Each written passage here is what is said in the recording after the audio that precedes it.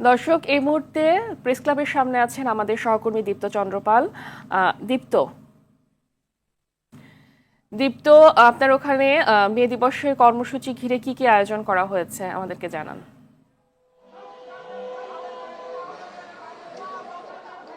ফাহমিদা, আপনি যেমনটি বলছিলেন, সকাল থেকে কিন্তু রাজধানীর যে প্রেস ক্লাবে বিভিন্ন সংগঠনের শ্রমিকরা কিন্তু জড়ো হতে শুরু করেছেন এবং তারা বিভিন্ন দাবি জানাচ্ছেন। মূলত তাদের যে প্রধান দাবি আমি যদি একটু বলি, যে তাদের যে বেতন ভাতা, সেই বেতন ভাতা অনেক অনেক শ্রমিকদেরই অনেক কম, জানিয়ে পরিবার পরিজন নিয়ে চলতে কিন্তু কষ্ট হয়। সেই বেতন ভাতা বাড়ানোর দাবি, সেই সঙ্গে কিন্তু তাদের যে চাকরির যে অনিশ্চয়তা, সেই চাকরিতে যাতে অনিশ্চয়তা না থাকে, সেই এই দাবিটি তারা জানিয়েছেন। আমরা সকাল থেকে দেখেছি বিভিন্ন সংগঠন কিন্তু এখানে এসেছে, বাংলাদেশ ট্রেড ইউনিয়ন, তারপর বাংলাদেশ প্রাইভেট টেলিকমিউনিকেশন কর্মচারী, ডেকোরেটর কর্মচারী সহ বিভিন্ন শ্রমিকরা এখানে এসেছেন। আমরা যদি একজনের সঙ্গে কথা বলার চেষ্টা করি, একটু সংক্ষেপে বলবেন আপনাদের দাবিগুলো।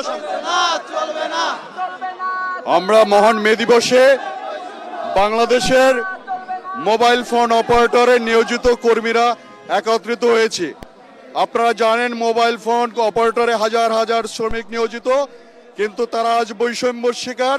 প্রতিদিন অবৈধভাবে চাকরিচ্যুত হচ্ছে। তারা স্যালারি থেকে ওভারটাইম শুরু করে সব জিনিসে একটা বৈষম্যের শিকার কর্মীরা।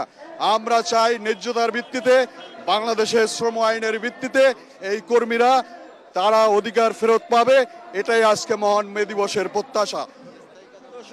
শুনছিলেন ফাহমিদা, এখানে কিন্তু তারা কিন্তু তাদের যে বৈষম্য হচ্ছে সেটির বিরুদ্ধে দাবি জানিয়েছেন এবং আমরা যে শ্রমিক ইউনিয়নের সঙ্গে কথা বলেছি, তারা যেটি বলছে তাদের যে সর্বনিম্ন মজুরি সেটি 30,000 করতে, এবং যে শ্রম আইন রয়েছে সেই শ্রম আইন অনুযায়ী যে চাকরির যে নিয়ম এবং হুট করে বাদ দিয়ে দেওয়া, সেই জায়গা থেকে কিন্তু সরে আসার দাবি জানিয়েছেন। তো ফাহমিদা, এই ছিল মে দিবস উপলক্ষে রাজধানী প্রেস ক্লাব থেকে আমার কাছে সর্বশেষ। ফাহমিদা, ধন্যবাদ আপনাকে।